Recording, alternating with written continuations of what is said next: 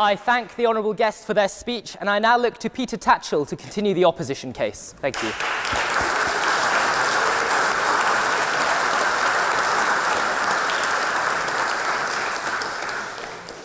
Thank you, Mr. President. It is a great honour to join you here, I think, for my 30th Oxford Union debate over the last 3.5 decades. I'm very glad that you've taken the gracious decision to invite me back after the trouble I've sometimes caused in the past. I have to say that I agree with many of the sentiments and motivations of the proposers of this motion. They very rightly want to protect the weak and the vulnerable. That's a good thing. But I have a problem with how that is to be achieved and what its particular implications and costs might be in terms of open debate. So we've heard that a definition of a safe space is to make that space free from aggression, abuse, and intimidation. Now, of course, that sounds fine in principle, but each of those points, aggression, abuse, and intimidation, are down to very subjective interpretation. So what I may think is a perfectly reasonable point of view, others may think of as being aggressive or intimidatory or even abusive. So, for example, there are some people of religious faith in this country who regard people of other faiths or minority sects within certain faiths as beyond the pale. So, for example, many Shia and Sunni Muslims regard Ahmadi Muslims as apostates, and they would regard their views as profoundly shocking and that they should not be given the light of day. And indeed, using very similar arguments, many attempts by Ahmadi Muslims to have their voices heard have been closed down in this country, not a decade or a century ago, but even in the last couple of years. So I think the definition you provide is highly problematic. I think also the example of Imogen Wilson at Edinburgh University. She was in a debate where there was a safe space. She says that some people in the debate made false allegations against her. And she raised her hand in disagreement and was told that violated the university's safe space policy. And indeed, it was put to a vote that she should be expelled from the meeting for having raised her hand in objection. Very fortunately, a narrow majority voted that she should be allowed to remain and continue. But a bit further later on in the debate, further false allegations against her were made, and she shook her head in disagreement, and there was another attempt to get her removed because she was said to be violating the safe space policy. So the problem is, a lot of it is down to interpretation. The principles and ideals behind the safe space policy may be in principle good, but in reality, sometimes the way they're interpreted is in fact quite authoritarian. Now, I'm saying that someone has a right to express a disagreeable opinion, but that is not the same as agreeing to their opinion or allowing that opinion to pass unchallenged. A lot of rules and regulations in laws, in universities, in schools are subjective, and they could be misused by authoritarianism and authoritarian leaders. So by your argument, would you not also oppose in general living in an anarchic state, because laws could be misused and misapplied and misinterpreted to cause injustice? But that doesn't prove that laws themselves ought not exist. So how would you respond to that claim? Well, I think there are two different things here. You're talking about laws, we're talking about rules agreed within the framework of law. And I think that the big danger with the no safe space policy and its allied no platform policy is that sometimes can be applied in ways that do diminish freedom of speech, and in particular, freedom for minority, disagreeable, dissenting opinions. What we're saying is that we want to defend the basic fundamental democratic principle that all ideas should be open to scrutiny and critique, that no ideas should be off limit, but certainly we do not want to encourage abuse, intimidation, and allied bad behavior, bad manners, because we do recognize that is not desirable. But again, the issue is, how do you interpret that? So many people will say, well, why should we have to debate bigots?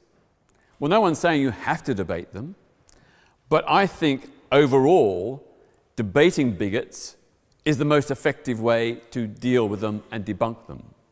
So I look at, for example, the appearance of Nick Griffin on BBC's Question Time. Many people felt that he should not be given a platform. I think it turned out to be the best thing that they ever decided, in the sense that Bonnie Greer and other panelists were able to take down Nick Griffin, and he emerged from that show weakened as an individual, and the BNP itself also damaged. The big important thing we have to bear in mind is that when you put a bigoted opinion, sometimes a very offensive opinion, in the public domain, you subject it to scrutiny, to critique. When you debunk it and counter it, usually you win. And usually those ideas are diminished. Whereas if you have a no platform or no safe space policy, often what happens is the ideas are not heard, they're still held, but they're not heard, and the end result is that they remain. We want to achieve a situation whereby those ideas can be fully scrutinized and fully critiqued in order to undermine them. Back in the 1970s, I was involved in championing, with others, the campaign for LGBTI rights. I made the point of going at every TV and radio program to which I was invited to debate every vile bigot there was, because I didn't like doing it, but I knew that was the way to defeat those arguments. I wasn't going on to debate the person per se, because I didn't think that many of them were persuadable. I was going on those programs in order to reach the audience, the members of the public, many of whom held similar bigoted ideas. And in the process, over the decades, that is how we've changed public opinion in this country on LGBTI issues. It was through open, frank, and full debate. When it comes to safe spaces, it's a two-way thing. I say, no safe spaces for the fascist far right, for Jew haters, for Islamist misogynists, for Christian fundamentalists.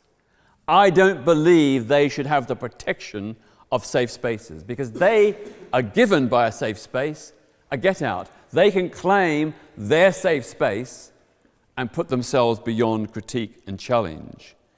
We need to make sure those ideas are exposed. Freedom of speech is probably the most important and valuable of all human rights. It's been fought for long and hard.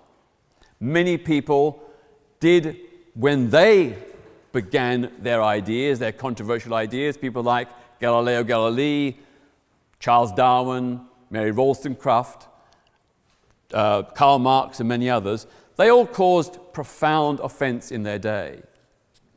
If there'd been a safe space policy in place in those days, the majority would have used that policy, or could have used that policy, to silence them. I think it's good that dissenting ideas are open to scrutiny and challenge. Of course, this doesn't mean that those ideas should be given a free pass. You know, if you have a safe space policy, it excludes hearing about these ideas. If you have an open debate, those ideas can be subjected to analysis, to rigorous critique, to counter-evidence, and the end result is, for the most part, those ideas get debunked and defeated. I would not say that the safe space policy should be dumped.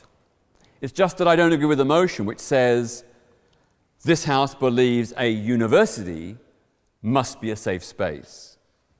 Not that safe spaces should exist within a university, but that the whole university should be a safe space.